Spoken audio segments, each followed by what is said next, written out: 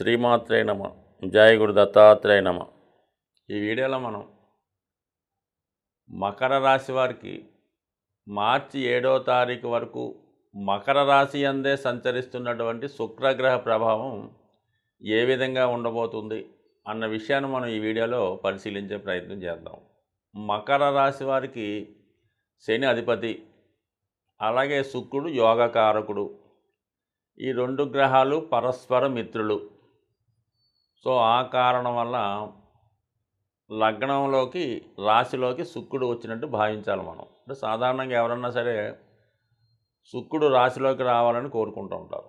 ఎందుకంటే శుక్రుడు భోగాలకి, వైభోగాలకి, సుఖమైనటువంటి సంతోషమైనటువంటి జీవితానికి, సర్వ సౌఖ్యాలకి శుక్రుడు కారకుడు.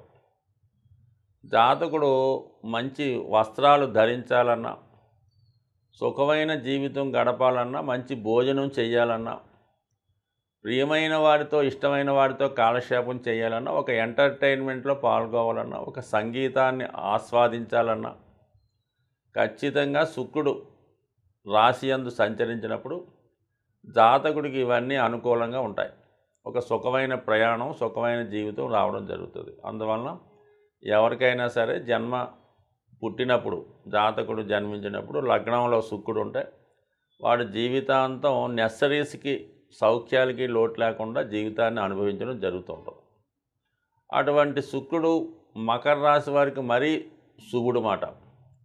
పంచమ దశమాధిపతిగా, మరి ఒక విధంగా యోగకారకుడు, ఒక లక్ష్మీ విష్ణు స్థానానికి ఒక రాజయోగాన్ని, ఒక ధనయోగాన్ని ఇచ్చే గ్రహం.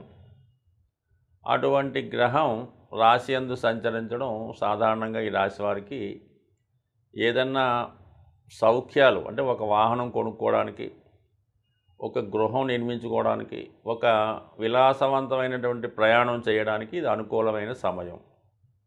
అలాగే మనీ సంపాదన, ఖర్చు పెట్టినటువంటి, అంటే దాచుకున్న ధనాన్ని ఖర్చు పెట్టడానికి కూడా ఇది అవకాశం ఇస్తూ ఉంటుంది. సో ఇవన్నీ బాగుంది, ఓకే. అయితే అదే రాశిలో కుజగ్రహం కూడా సంచరిస్తున్నాడు. సేమ్ మనకి మార్చి 7వ తారీఖు వరకు కూడా కుజుడు అక్కడే ఉంటాడు. దాని తర్వాత కూడా ఉన్నప్పుడు కూడా ఈ రెండు గ్రహాలు కలిసి మకర రాశిలో సంచరించడం వల్ల మరి కుజుడు ఈ రాశి వారికి ఒక విధంగా బాధకుడు, రాశికి శత్రుడు. అయితే అక్కడ కుజుడు ఉచ్చ పొందుతూ ఉంటాడు. సో ఈ కారణం వల్ల అంటే జాతకుడికి ధైర్యం ఏర్పడుతుంటుంది, భూములు స్థిరాస్తులు కలిసి వస్తాయి. దాంతో శుక్రుడు కలిసి రావడం అనేది ఒక విధంగా ఒక సైన్యాధ్యక్షుడికి ఒక పట్టాభిషేకం లాంటిది అనుకోవచ్చు. ఇది ఖచ్చితంగా చెప్పాలంటే మరి ధనం, అంటే కుజుడు ధైర్యంగా కొన్ని నిర్ణయాలు తీసుకోవాల్సి ఉంటుంది. జాతకుడి దగ్గర కొంత ధనం ఉన్నా ఒక ధైర్యంగా ఒక అమ్మాయితో పెళ్లి చేసుకోవాలన్నా, వివాహం చేసుకోవాలన్నా జాతకుడికి ధైర్యం ఉండాలి. సో అలాగే ఒక గృహం కట్టుకోవాలన్నా, లేదు ఒక అప్పు తేవాలన్నా కూడా జాతకుడికి ధైర్యం ఉండాలి. అటువంటి ధైర్యంతో జాతకుడు తన ముందుకు వెళ్ళే అవకాశం ఉంది. ఏదైనా గృహ నిర్మాణంలో కానీ, వాహనం కొనుక్కోవడంలో కానీ, ఆఖరికి వివాహం చేసుకోవడంలో కానీ ధైర్యంగా తను ప్రేమించిన అమ్మాయిని వివాహం చేసుకోవచ్చు పెద్దల్ని ఎదిరించి, లేదా పెద్దలు కూర్చి మనకి సాంప్రదాయ వివాహం కూడా జరిగే అవకాశం ఉంది. మొత్తం మీద ఏంటంటే జాతకుడికి వివాహ విషయంలో మాత్రం ఒక క్లారిటీ రావడం జరుగుతుంది. ఒక విధంగా స్త్రీలకి ఉద్యోగ అవకాశాలు ఎక్కువగా పెరుగుతాయి. మరి శుక్రుడు స్త్రీ సంబంధించినటువంటి గ్రహం. అలాగే మకర రాశి కూడా సహజంగా ఇది స్త్రీ రాశి. ఎప్పుడైతే మనకి శుక్రుడు శని యొక్క రాశిలోకి వచ్చాడో స్త్రీలకి ఉద్యోగ అవకాశాలు ఎక్కువగా పెరుగుతాయి. సో ఆ కారణం వల్ల ఈ రాశిలో ఉన్నటువంటి స్త్రీలకి ఉపాధి అవకాశాలు, ఉద్యోగ అవకాశాలు రావడం జరుగుతుంది. కుజుడితో కలిసి ఉండడం వల్ల ఏంటంటే మరి వివాహానికి సంబంధించింది కలిసి వస్తుంది. అలాగే కొంతమందికి ఏదో పొరపాటున వేరే కారణాల వల్ల చాలా కాలంగా భార్యాభర్తల మధ్య విభేదాలు ఉంటాయి. అవి ఒక రాజీ మార్గంలోకి వచ్చి ఇద్దరు కలిసి జీవించడం జరిగే అవకాశం ఉంది. సో ఇది వరకు ఓకే. కానీ చాలా వరకు మిగతా కారణాల వల్ల, వేరే కారణాల వల్ల జాతకుడికి ఈ కుజ శుక్రులు కలిసి ఉండడం వల్ల ఏంటంటే ఇతరమైనటువంటి పరిచయాలు ఏర్పడే అవకాశం ఉంది. దాన్ని కొంతకాలం పాటు ఏంటంటే కొంత సీక్రెట్గా ఏదైనా రహస్య వ్యవహారాలు నడపడం కానీ, లేదంటే అప్పటికప్పుడు పరిచయం అయిన వాళ్ళతో ఏదో పరిచయం పెంచుకోవడం కానీ జరిగే అవకాశం ఉంది. అది అందరికీ జరిగే అవకాశం కాదు. బట్ కొంతమంది వారి యొక్క జాతకంలో ఉన్నటువంటి పరిస్థితిని బట్టి ఇలాగ వేరే వాళ్ళతో పరిచయం అయ్యి వారి వలన కొంత నష్టాన్ని పొందే అవకాశం ఉంటుంది. కాబట్టి సాధారణంగా ఈ శుక్రకుజులు కలిసి ఉన్న జాతకంలో, అలాగే వీళ్ళిద్దరూ కలిసి మకర కుంభ రాశుల్లో ఉంటే ఇటువంటి ఎక్కువగా జరిగే అవకాశం ఉందని శాస్త్రకారులు చెప్తూ ఉంటారు. బట్ ఏదైనా అనుభవంలో కూడా ఇది చాలా వరకు మనకు కనబడుతుంటుంది. కాబట్టి బట్ ఏదైనా ఈ కలయిక ఉండడం వల్ల స్త్రీల వల్ల నష్టపోవడం జరుగుతుంటుంది. అదే స్త్రీలు అనుకోండి మగవారి వల్ల నష్టపోయే అవకాశం ఉంది. సో ఈ కారణం వల్ల వాళ్ళైనా వీళ్ళైనా కొత్త వారితో పరిచయం పెట్టుకోకుండా, ఎటువంటి ప్రలోభాలకి లొంగకుండా, ఎటువంటి ఆశలు పెట్టుకోకుండా నిజాయితీగా ఉన్నప్పుడు ఖచ్చితంగా ఈ యోగం జాతకుడికి అటు వివాహాన్ని, వివాహ సౌఖ్యాన్ని, మంచి సక్సెస్ని, విజయాన్ని ఇచ్చే అవకాశం ఉంది. మనం ఈ శుక్రగ్రహం కోసం తెలుసుకుంటున్నాం. కాబట్టి శుక్రుడు జీవితంలో ఎంత సౌఖ్యాల్ని, ఎంత సుఖాలని ఇస్తాడో అంతే కష్టాలని, ఇబ్బందులను కూడా ఇవ్వడం జరుగుతూ ఉంటుంది. నవగ్రహాల్లో అలాగే దశావతారాలు నవగ్రహాలకి అన్వయించినప్పుడు కృష్ణావతారం, రామావతారం రెండు కూడా సూర్య చంద్రులకి వర్తిస్తూ ఉంటుంది. నరసింహ అవతారం కుజునికి వర్తిస్తే పరశురామ అవతారం శుక్రగ్రహానికి సంబంధించింది.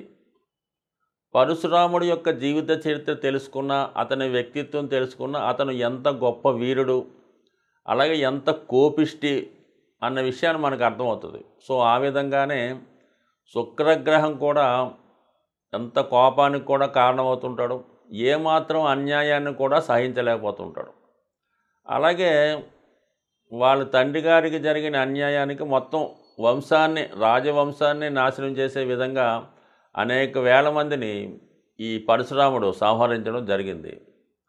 సో ఆ విధంగానే కాకుండా మళ్ళా చనిపోయిన వాళ్ళని బ్రతికించగలిగే మృత సంజీవిని విద్య కూడా ఈ శుక్రగ్రహానికి రావడం జరుగుతూ ఉంటుంది. సో ఈ కారణం వల్ల ఒకళ్ళని సంహరించాలన్నా, చనిపోయిన వాళ్ళని బతికించాలన్నా కూడా ఈ శుక్రగ్రహానికి అంత శక్తి ఉంటుందన్నమాట. జాతకంలో శుక్రగ్రహం బలంగా ఉంటే వాళ్ళ ఆయుష్ బాగుంటుంది. సో అలాగే శుక్రుని యొక్క ప్రభావం వల్ల మరణం అంచులకు వెళ్ళిన వ్యక్తి కూడా తిరిగి మళ్ళా బయటపడే అవకాశం ఉంటుంది. అందుకని అటువంటి మృత సంజీవిని విద్య విడిచినటువంటి గ్రహం అదే శుక్రాచార్యులు, తద్వారా శుక్రగ్రహం. అంటే శుక్రగ్రహ ప్రభావస్తులు ఇతరుల్ని బతికించడం అంటే వాళ్ళ ప్రాణాల నుంచి బతికించవచ్చు. వాళ్ళ వైద్యుడైతే వాళ్ళ కష్టాల నుంచి బయటపడేయవచ్చు. సో ఏదన్నా శుక్రుడికి అంత శక్తి ఉంటుంది. అటువంటి శుక్రగ్రహం మరి ఇప్పుడు మనకి మకర రాశిలో మిత్రక్షేత్రంలో సంచరించడం వల్ల, అంటే శుక్రుడే వివాహకారకుడు. జాతకుడు జీవితంలో వివాహం జరగాలన్నా, తద్వారా సంతానం కలగాలన్నా ఈ శుక్రకణాలు ఇవన్నీ కూడా శుక్రుడికి సంబంధించినవి. కాబట్టి మొత్తం సంతానోత్పత్తి జరగాలన్నా, వివాహం జరగాలన్నా, స్త్రీ సౌఖ్యం పొందాలన్నా, అలాగే జాతకుడు సుఖమైన జీవితం, అంటే కామన్గా ఆర్డినరీ జీవితం అన్నా సరే కనీసం ఒక మంచి బట్ట కట్టుకోవాలన్నా, ఒక వాహనంలో తిరగాలన్నా, ఒక మంచి భోజనం సమయానికి చేయాలన్నా కూడా ఖచ్చితంగా శుక్రుడి యొక్క అనుగ్రహం 100% ఉండాలి. శుక్రుడు బలహీనమైనప్పుడు, శుక్రుడు చెడు గ్రహాలతో కలిసిన ఖచ్చితంగా మరి ఈ శుక్రగ్రహానికి లక్ష్మీదేవి అధిదేవత అవడం వల్ల మరి శుక్రుడు బలహీనమైతే లక్ష్మి యొక్క అనుగ్రహం కూడా చాలా తక్కువగా ఉంటుంది. మరి ఈ జ్యోతిష్ శాస్త్ర ప్రకారం ఈ బుధుడు అలాగే శుక్రుడు కూడా సూర్యగ్రహానికి అటు ఇటుగా దగ్గరగానే సంచరిస్తూ ఉంటారు. మరి శుక్రుడు విష్ణుమూర్తి అవతారంగా మనం భావిస్తే సూర్యభగవానుడు విష్ణుమూర్తి అవతారంగా భావిస్తే మరి శుక్రగ్రహం భూదేవిగాను, బుధుడు శ్రీదేవిగాను వచ్చే అవకాశం ఉంది. అంటే మొత్తం మీద అటు ఇటు అనుకుందాం. ఏదన్నా శుక్రగ్రహం బలంగా ఉంటేనే లక్ష్మీ అమ్మవారి యొక్క అనుగ్రహం కలుగుతూ ఉంటుంది.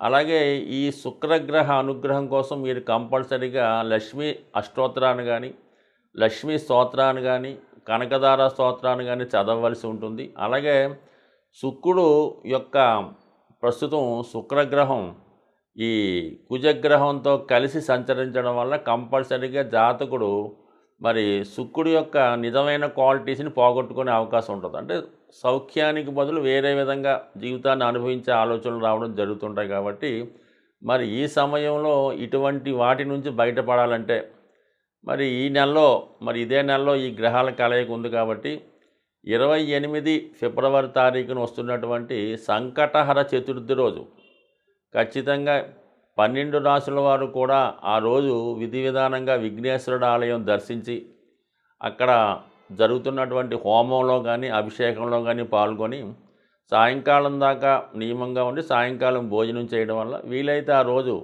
సంకటనాశన గణేష్ స్తోత్రం చదువుకోవడం, విఘ్నేశ్వరుని గరికతో అర్చించడం, లేదా ఉండ్రాళ్లతో పూజించడం, లేదంటే హోమంలో పాల్గొనడం చేసుకోవడం వల్ల ఈ శుక్ర కుజులు కలిసి ఉండే దోషాన్ని మరి ఈ సంకటహర చతుర్థి పోగొట్టుకొని శుక్రుని యొక్క సంపూర్ణ ఫలితాలు లక్ష్మీ అమ్మవారి అనుగ్రహంతో పొందే అవకాశం ఉంటుంది. స్వస్తి.